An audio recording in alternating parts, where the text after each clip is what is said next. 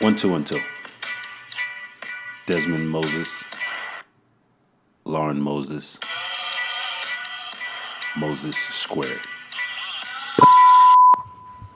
The student, the athlete, the culture.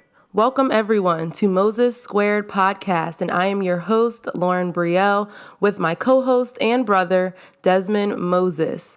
You're probably watching one of the first brother-sister podcast duos. So let's get right into it with our first episode, Hustle and Motivate. Good morning to all our viewers. I appreciate you guys watching. We are super excited to have you. With no further ado, we're going to get right into it. Our number one topic this morning, we're talking about Nipsey Hussle. Lauren, tell me what you think about the late, great Nipsey Hussle and the influence that he's had on our culture. Well, first of all, long live Nip. I mean, everyone has kind of seen the touch and the legacy that he's left. But I mean, first and foremost, he was a rapper. He was a father. He was a son, a brother. And I mean, watching the memorial and the funeral, I mean, I was choked up. So it was pretty hard just to have conversations couple days after, even a week after, having a conversation about it, because it's just like frustration, a lot of confusion, because I mean we don't really know where this whole beef or rift kind of began. So to me, it was pretty upsetting just to see another black man go out like that, especially a black man who was doing so much for his community. Yeah, I think his influence, it spoke volumes. The way people came out, the respect that was shown.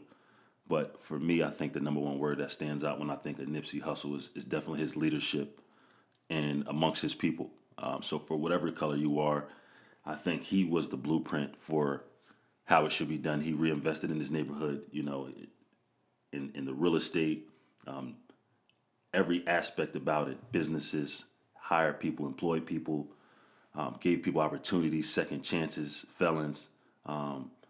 So it just, you know, not to mention the father and the husband that he was and the man that he was, the advice that he gave to others. And for me, it was an emotional situation because I felt like I lost a big homie.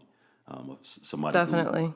he instilled something into my life. You know, I've been listening to him for some years now. I actually bought the free album back in 2017. So I actually have an email from, you know, his team, and that's a pretty cool thing. But I think we had a major loss in the game and for our world and for our country altogether. It's, you know, he's a man of power and a king in my eyes. Definitely. And for people who didn't even listen to his music, because I will say that I didn't really listen to his music. So when I heard about it, I mean, I've always heard of Nipsey Hussle and him being that, you know, that figure on the West Coast in LA. So I started doing research about what he was doing because I knew that he had a bunch of businesses, but did not know that it was 14 businesses at the time of his death, and partnerships and clothing brands like with Puma and things like that. But what stood out to me was his program that he was trying to develop, the STEM program, in the underserved schools and the community, rebuilding playgrounds and things like that, and really getting to or speaking to the youth. I think that's so important in this day and age. A lot of celebrities can sometimes, you know, let the money get to their head or let the fame get to their head. And to see someone who, you know, had money, he had resources, he could have done, you know, could have created any type of business. But to show that he had so many businesses that were targeting those who he knew needed it the most, those who without it probably had nothing. So that was always great to see. And then just to do your research after his death, you know, it's sad that you weren't there to support.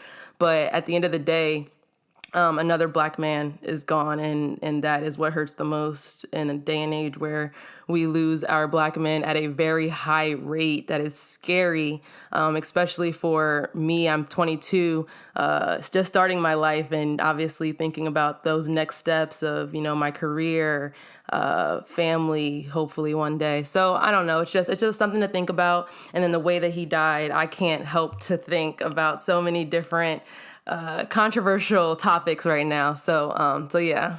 It was brazen. I mean, it's nonetheless, I think it's always deeper than it looks and it appears on the surface. I mean, we would be silly not to think so, but nonetheless, this man was also working on a documentary from the late Dr. Sebi, who, you know, actually proved that he had cure for a lot of different ailments and things that we're dealing with here in America, diseases, and, such as cancers and AIDS and a bunch of different things. So I hope Yep. that somebody continues that work as well. I mean, it goes without saying that a lot of people are dealing with these awful diseases, and if we can cure and make a difference for those people, that would be outstanding. But nonetheless, rest in peace to Nipsey Hussle. He will be greatly missed. And personally, I love the guy. Hopefully, his legacy lives on, and I can continue the marathon for sure. Definitely. And I mean, his family has already kind of led that in his plans for creating this foundation designed to improve the quality of life in those communities in LA. So hopefully they continue to do that for years to come. I know that watching the memorial, it seems like his legacy is going to live on for a very, very long time. And you can't help but to continue to speak his name and to continue to speak all of the good things that he was doing. Absolutely. So, He had a funeral right there in the Staples Center. Staples Center sold out. That's the Staples Like, Center. not just in the Staples Center, but he sold out the Staples Center. Like, that speaks volumes. And changing lanes, just to, stand in the basketball lane, what do you think about the UVA men's basketball champion? What do I think about it? I mean, as a UVA alum, just kidding, no, but I'm excited for the boys. As a UVA alum, I know a lot of the guys on the team, other than the freshmen, of course. So just watching them, come back after last year was amazing to see, especially because as a women's basketball player, I've always heard, your boys lost in the first round. Yeah. To UMBC, and I'm like, okay, because I know who our men are as people. Right. I know who they are as basketball players, and I'm not going to, get into arguments with people because I know that the men, they're very, very mentally strong, and I knew that they were going to come back even stronger this year, and they went all the way. And I am so excited for them. They scared a couple people in that first round against Gardner-Webb, but they did it. They definitely did. Speaking on that, what do you think about those men? I hear you talking about these young athletes and things they have to deal with as a student athlete. Oh, yeah. Give the people a little bit of insight on what you had to deal with and have to deal with and what they have to deal with as a student athlete and the responsibility that comes with it. Well, I mean, I'm pretty sure everyone has read an article about, the life of a student athlete, but it has its pros and its cons. It's an adulting experience, but it's one that I don't think that I value so much, and I don't think I would want to have without.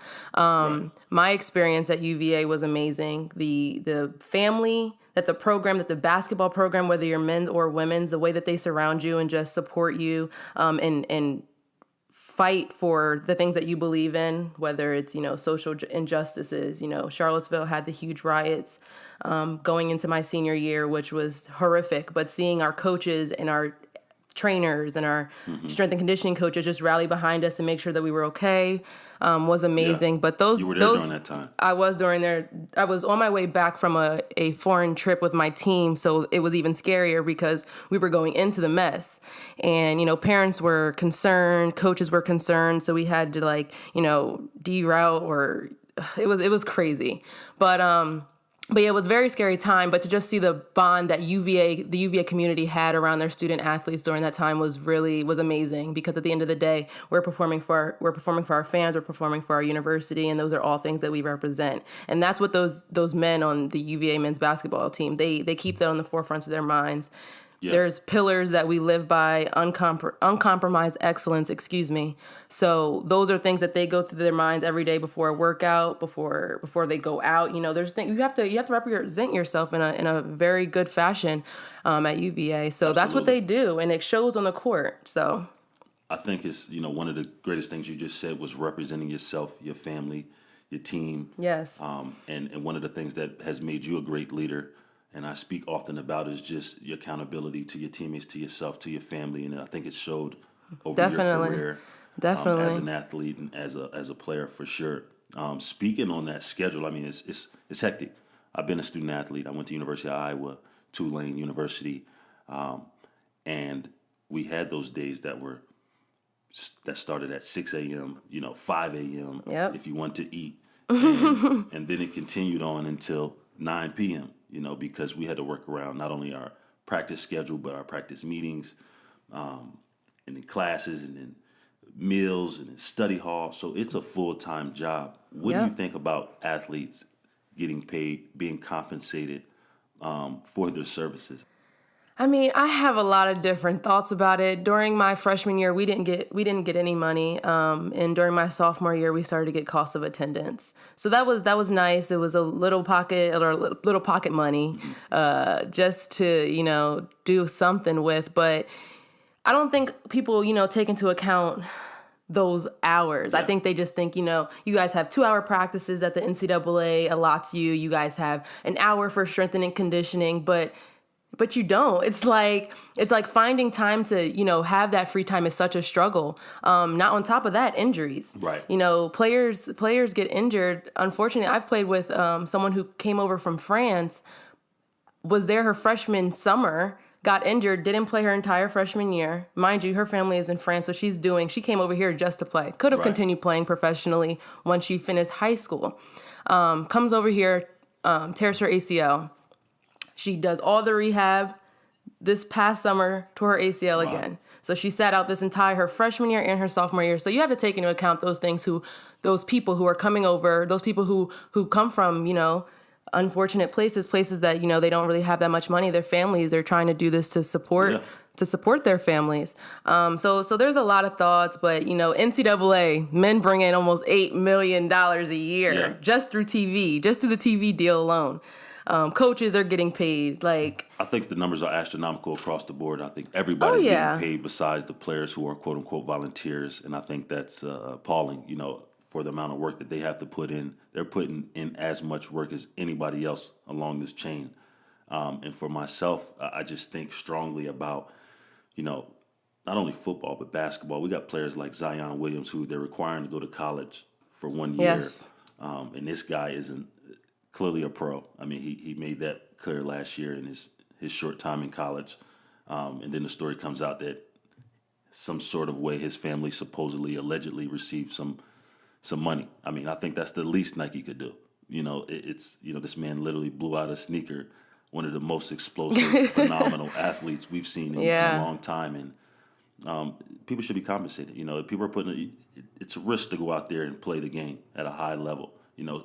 They're training at the same level as some professionals. And for you were a former NFL player. So talk about this training that you went from as a amateur, so to speak, as a college athlete to the NFL level, and how those kind of differ and how they're similar. Yeah. I mean, it's actually a little bit easier because your schedule is less grueling. I mean, you have one focus as a pro, and that's to play your game at the highest level, to work on your game, to hone your skill, to be the best player that you can be. As a college athlete, you have to be a student athlete, so you have a 2-part job. You have to wake up, you got to be there, be present in class, as well as in workouts, bring the energy day in and day out, not to mention those days you have games. For days that I had games, it was like we were out there warming, we're banging heads. So it had a couple days effect, and it's just a tough task to ask an 18-year-old to do such a thing. And, they do it with joy because they're so thankful for the opportunity at the time, but there's residual effect. And I was actually just talking to a gentleman the other day about college athletes, how they should be getting retirement sort of insurance based around their injuries that they have as college athletes, whether it's knees, ankles, hips, necks. I know guys who deal with this stuff for a lifetime. Of course, and unlike the NFL, they don't leave you with benefits. So it's something to think about. It's definitely something to think about. I don't believe the conversation will ever end. No, not until they get some money, some compensation. But speaking of the guys who do get compensated, let's move on to the NBA. We got NBA playoffs. Hot series going on right now. I mean, what is there not to say about this first round, I guess? We've kind of Lou Williamson is hot right now.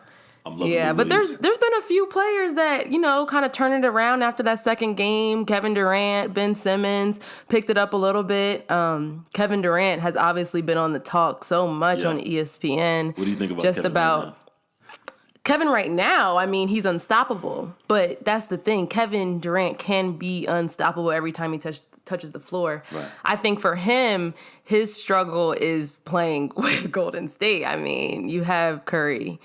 So it's just like sharing the ball, but it's not something that Kevin Durant isn't used to. I mean, he's used to passing. He's used to making plays. Mm-hmm. I was just talking to someone recently about that dog of a player. Yeah. And Kevin Durant has that dog in him, but he's more of a playmaker. So he's going to take the shot. He's going to get, he's going to get his points, but he's also looking for his teammates. And I think sometimes he may do those things too much. Yeah. Kevin Durant, and when he's playing good, his team is unstoppable. Yeah.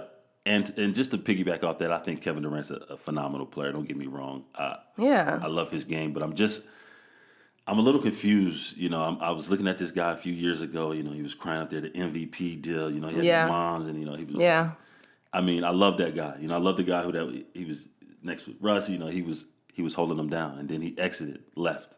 And that was fine. He gets a chance to make his own decision. But all of a sudden, he became a tough guy.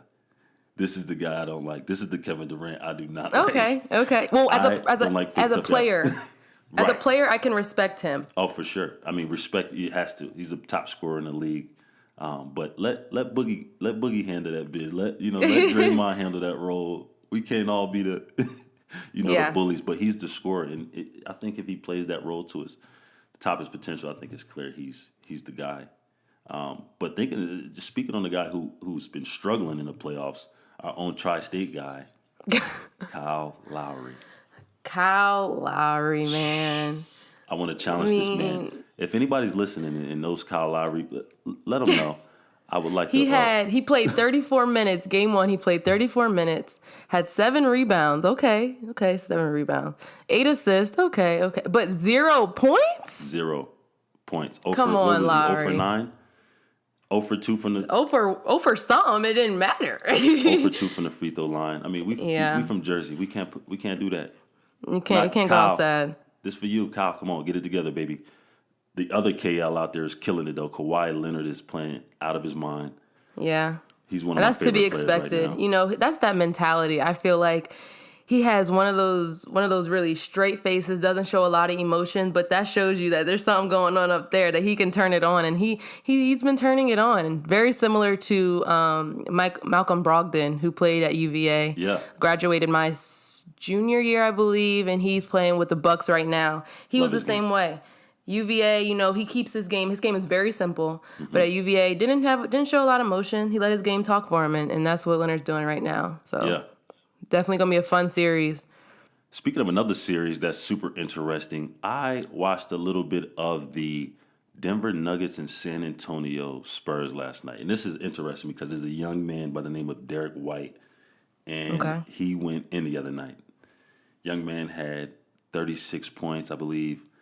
And it's funny because I actually played basketball with this man before in Colorado. So one of my, good friends, my best friend, Jordan Bernstein, his cousin, we're all family. But Drick Bernstein, this is his guy. So we played pickup one day, and I see this guy come in. He's shooting. Could score with the best one. I'm like, man, this kid is a scorer.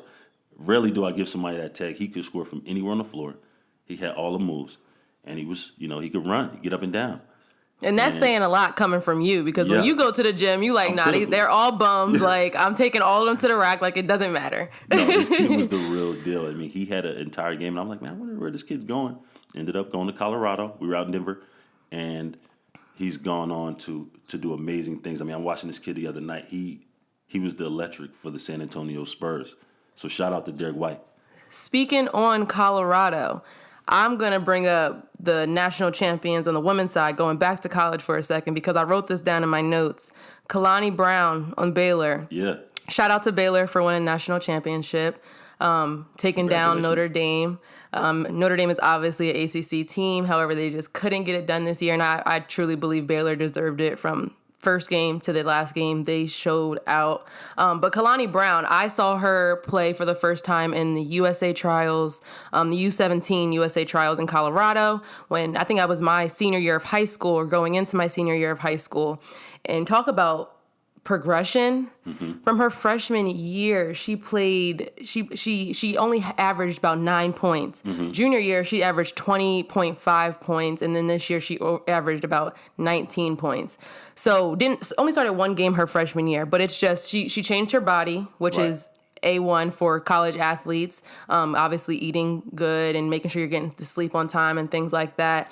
But the mentality, I think, when she got the ball on the post, she's demanding the ball her senior year, and she's off to the WNBA now, so that's awesome to see. But I remember seeing her in USA trials, and she made the team. I didn't, unfortunately. But just seeing her there when she was 17, and then now seeing her graduate from college and being, one of the biggest forces. She's about 6'5" or 6'6". And just going into the WNBA, she probably has a very bright and huge future for her going against those women. And to piggyback off that, I think it's a testament to her hard work, and the off seasons for young athletes are crucial. I think we've kind of lost that element of really making gains in the off season. Whether you're a basketball player, baseball player, football player, you want to change your body. You want to try to become the best athlete you can during those off seasons. Yeah, weightlifting, running, conditioning, because like you said, it'll change not only your game, your physical, but also your confidence. And confidence is key in any sport, to playing at a high level and playing consistently, knowing that you're the best and knowing that you're in shape to be able to play at your max potential. And talking about that confidence, there's no other segue better than Tiger Woods. The confidence that man has. And I have a question for you, because I was pretty young when Tiger Woods was in his prime, and I didn't really follow golf as much, but our dad is a huge Tiger Woods fan, and so you were older and able to see all of his antics about Tiger Woods. So how was that? How was watching that comeback for you, just already knowing how great and seeing how great he is? Yeah, I mean, it was almost a Michael Jordan effect, and as Daddy would say, Tiger Woo, and it's just that he got into that mode. I seen it in his eye. When he was on about the 16th hole, this guy was locked in, and it was interesting to see Tiger back in his element, even seeing him after. I mean, I think I got a little bit choked up watching this man, interact with his kids and his family. To see, the transformation he's made in his life, and I'm rooting for the guy, because no man is perfect, but he's come and grown, and he's dealt with injuries, a few years of them, and knee injuries, neck injuries. For a golfer, those are difficult. But to see him overcome those things and come back and raise himself to the pinnacle of this game again, wear the green jacket, see that smile, I felt like a kid again. Well, Michael Jordan says that it's the greatest comeback that he's ever seen. So that has to say something. But over the past decade, multiple knee injuries, torn Achilles, back fusion surgery. But I go back to the mindset of a champion. I just think it's different. When you've won, we know what it takes. And I remember my college coach always saying, like, listen to your coaches. We've won championships. We've won these things. Like, we know what we're talking about. Please just buy in. And that's really what it comes down to, is buying in, locking in, and just having that goal in mind and fighting for it every single day with everything you do, whether it's, in that sport or off the court. So they say that he starts his day at 3:45 a.m.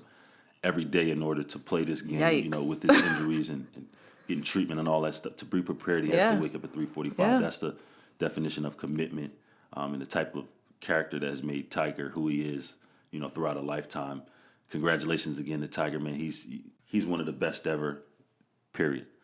A GOAT. Period. Now, to cap this show off, we're bringing you to Lawrence Gems, and she's going to give you some insight for the young athletes on how to become the best athlete, student, and player that you can be. I'm going to start this gem off with a quote from Dick Bennett to his son, Tony Bennett, head coach of the UVA men's basketball team. Quote, "Because I know what truly matters, it enables me to enjoy what seems to matter, like this." So Dick Bennett told Tony Bennett this 19 years ago after his team beat Purdue. Now, 19 years later, Tony Bennett's team beat Purdue, headed to the Final Four. So what I take from this quote is, when you take care of the things at home, yourself, mentally, physically, spiritually, emotionally, that's when things kind of fall into place. And that's when things that seem to matter, things that society glorifies, things that should matter, that's when those things kind of fall into place. And so your family, going to work every day, for an athlete, training without complaining, eating healthy, going to class and not missing assignments that could cause stress. Those are all the little things that it takes to create those legacies, to create a name for yourself at your school. And just to create a good brand. You always want to represent your school and your family and your team in the best light. So getting ahead of those things that could hold you back from performing on the court, at home, at work, cut them out. And that's all I have for you today. And that's Lauren's Gym. We appreciate you guys tuning in to Moses Squared Podcast. Stay updated on the podcast. Follow me at Twitter and Instagram at Dezman M, Dezman M. And you can follow me on both Instagram and Twitter. On Instagram, I can be found at Lauren.Brielle with 2 E's at the end. And on Twitter, Lauren_Brielle with 2 E's at the end. Also, be sure to subscribe to our YouTube channel titled Moses Squared Podcast. Thank you so much for tuning in to this episode. And if you have any recommendations or questions you may want answered, be sure to tweet both me and Dez on Twitter, finishing it off with #MosesSquared. God bless and see you next week.